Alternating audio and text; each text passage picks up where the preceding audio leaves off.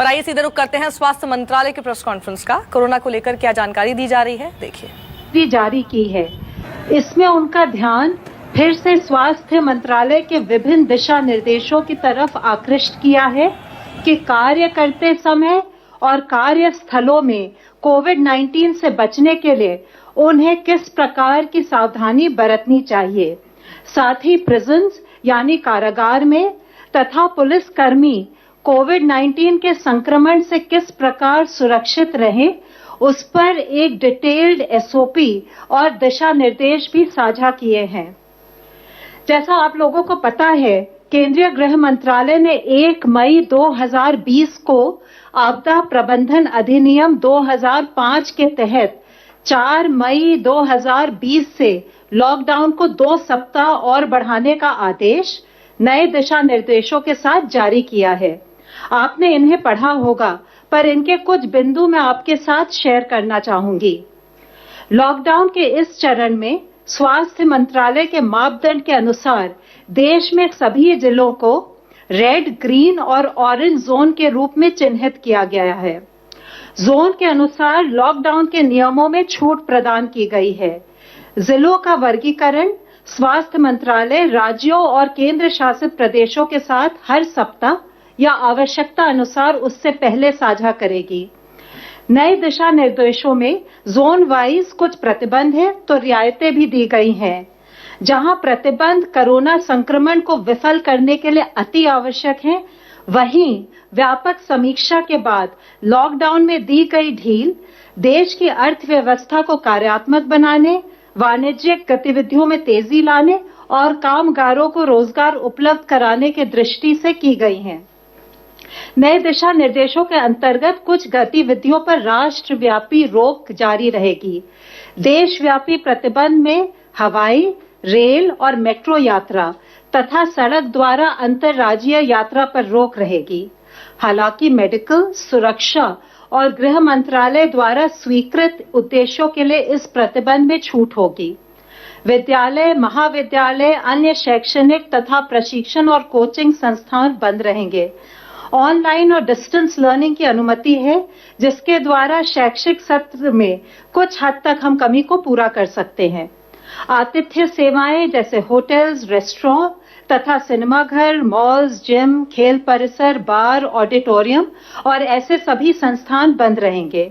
सामाजिक, राजनीतिक, सांस्कृतिक और अन्य प्रकार की सभाओं के आयोजन पर रोक रहेगी। सभी धार्मिक स्थल, पूजा स्थल, धार्मिक समागम जनता के लिए बंद रहेंगे। सभी गैर आवश्यक गतिविधियों के लिए लोगों की आवाजाही पर शाम 7 बजे से सुबह 7 बजे तक सख्ती से प्रतिबंध रहेगा। 65 वर्ष से अधिक उम्र के व्यक्तियों, बीमार लोगों, गर्भवती महिलाओं और 10 वर्ष से कम उम्र के बच्चों को आवश्यक जरूरतों और स्वास्थ्य उद्देश्यों को छोड़कर घर से बाहर निकलना वर्जित है। रेड जोन और ऑरेंज जोन में कुछ प्रतिबंध है, पर छूट भी है।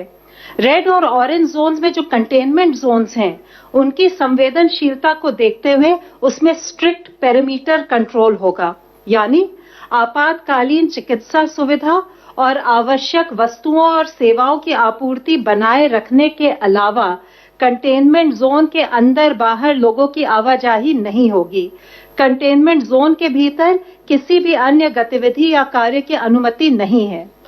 कंटेनमेंट जोन के बाहर रेड जोन में देश भर में प्रतिबंधित गतिविधियों के अलावा कुछ अन्य एक्टिविटीज पर भी रोक होगी। Cycle rickshaw, auto rickshaw, taxi और कैब एग्रीगेटर्स के परिचालन पर रोक रहेगी। बसों की इंटर और इंट्रा डिस्ट्रिक्ट आवाजाही की अनुमति नहीं होगी। नाई की दुकानें, स्पा और सैलून बंद रहेंगे।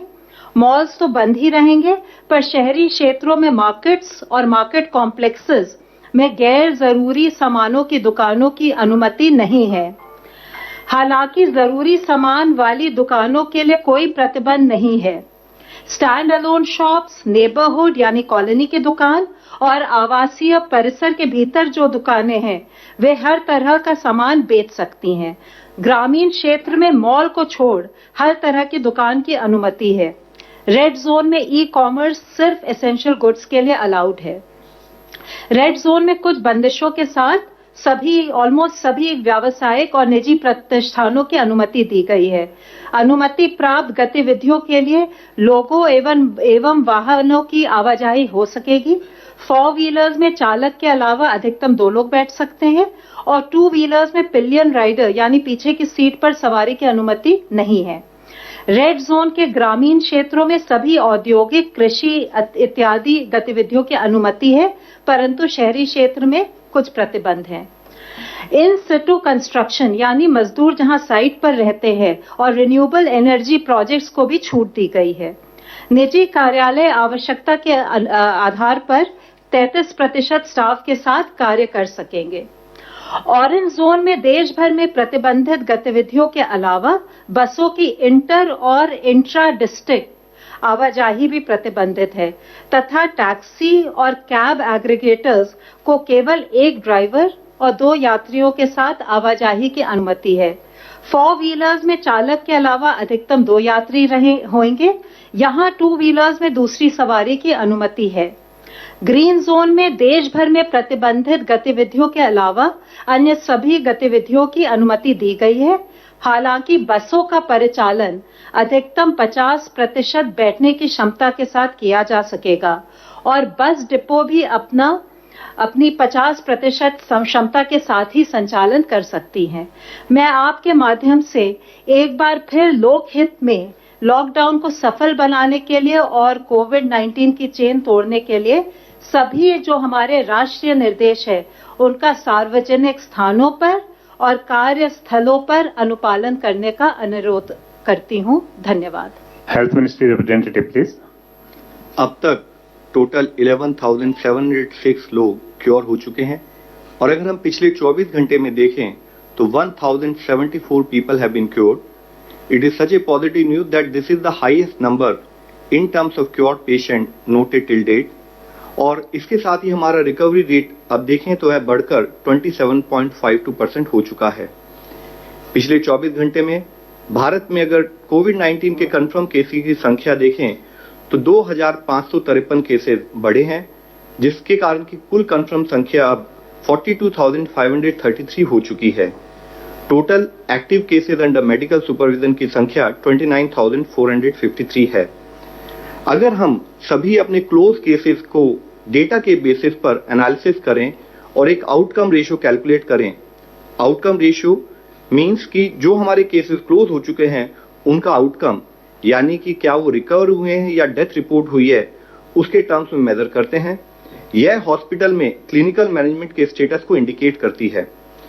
तो इससे पहले हम लोगों ने 17 अप्रैल में जैसे बातचीत की थी तो पाया था कि देश में आउटकम रेशियो 80:20 नोट की गई थी और उसके कंपैरिजन में अगर हम आज का डेटा देखें तो पाते हैं कि हमारी आउटकम रेशियो बढ़कर 90:20 नोट की गई है, जो कि 17 अप्रैल के डेटा से इंप्रूवमेंट के रूप में हम देख सकते हैं।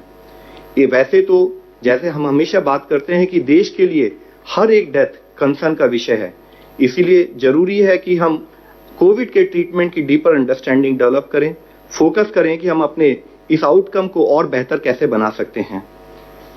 आज जैसे कि लॉकडाउन हमारे देश के कुछ हिस्सों में स्टैगर्ड मैनर में ईज हो रहा है, तब हमारे लिए जरूरी है कि हम ये इंश्योर करें कि रिगरस कंटेनमेंट मेजर्स वहां लिए जहां पर कि केस पाए गए हैं। हम ये इंश्योर करें कि जितने भी हमारे केस हैं उसका इफेक्टिव क्लिनिकल मैनेजमेंट हो और साथ ही हम इन्फेक्शन प्रिवेंशन और कंट्रोल पर भी अपना फोकस रखें। ऐसे पैंडेमिक्स में इससे पहले भी हिस्टोरिकली यह नोट किया गया है कि अगर सोशल डिस्टेंसिंग का रिलैक्सेशन यानी कि जब हम सोशल मोबिलिटी अलाउ करते हैं उस समय पर सही ढंग से पालन ना हो और रेस्ट्रिक्शन को सही ढंग से इस्तेमाल ना किया जाए तो सडनली डिजीज ट्रांसमिशन रेट फिर से इंक्रीज हो सकता है। इसलिए लॉकडाउन के बेनिफिट्स को बनाए रखने के लिए हमें सबको मिलकर यह इंश्योर करना होगा कि हम सब अपनी सोशल रेस्पॉन्सिबिलिटी को समझें और लॉकडाउन ईज होने के समय पर भी सभी प्रोटोकॉल्स और गाइडलाइंस का डिलीजेंटली पालन करें। There is a very fine line, complacent होंगे तो फिर से केसेस की संख्या बढ़ सकती है। दूसरी ओर जिन जिले में केसेस अभी तक रिपोर्ट नहीं हुए हैं वहां पर अगर केस आएंगे तो वहां पर फिर से रेस्ट्रिक्शन लागू की जा सकती हैं। हम एक नए नॉर्मल में ट्रांजिशन कर रहे हैं। जरूरत है कि हम सब लोग सावधान रहें, सजग रहें और सतर्क रहकर कोविड-19 से निपटने की अपनी तैयारी को इसी स्पीड और मोमेंटम के साथ बढ़ाते रहें। हमें पब्लिक स्पेसेस में कंपल्सरली फेस मास्क या कवर्स को यूज करना है। इवन आउटसाइड कंटेनमेंट जोन में भी हमें सभी प्रिवेंटिव मेजर्स और सरकार द्वारा दिए गए दिशा निर्देश का पालन करना है। इसेंशियल आइटम्स को भी खरीदते समय या कॉमन एरियाज में किसी से मीटिंग करते समय भी जो रिलैक्सेशन वाले एरिया हैं वहां पर भी हम भीड़ भाड़ से बचें। लेटेस्ट फिजिकल डिस्टेंसिंग मेजर्स का पालन करें। हैंड हाइजीन, एनवायरमेंटल हाइजीन और रेस्पिरेटरी हाइजीन जैसे प्रिवेंटिव मेजर्स को हमें डिलीजेंटली फॉलो करने की जरूरत है।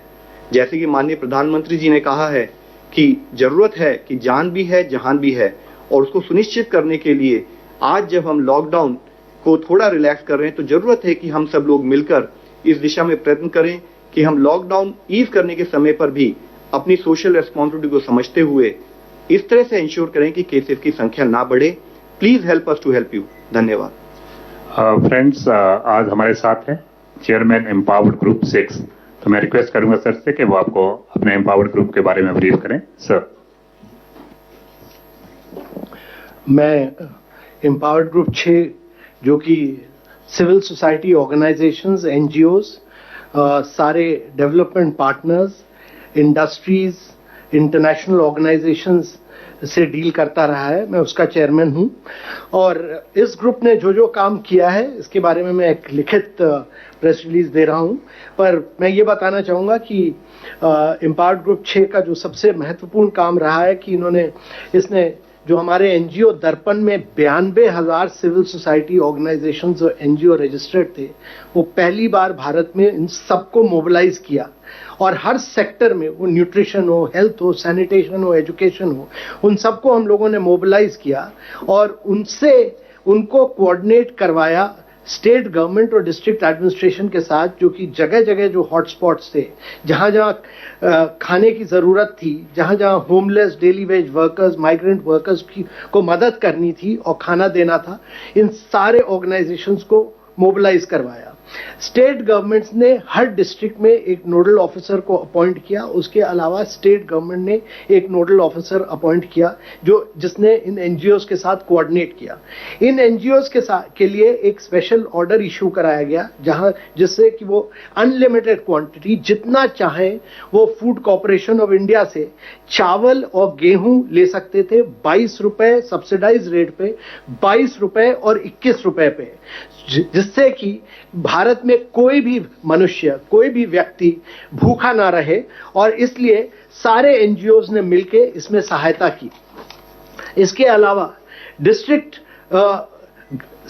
एडमिनिस्ट्रेशन को भी मोबिलाइज किया गया कि इन सारे एनजीओज के साथ मिलकर वो काम करें। कम्युनिटी किचन्स में एक अवेयरनेस क्रिएट करें हाइजीन, सोशल डिस्टेंसिंग की।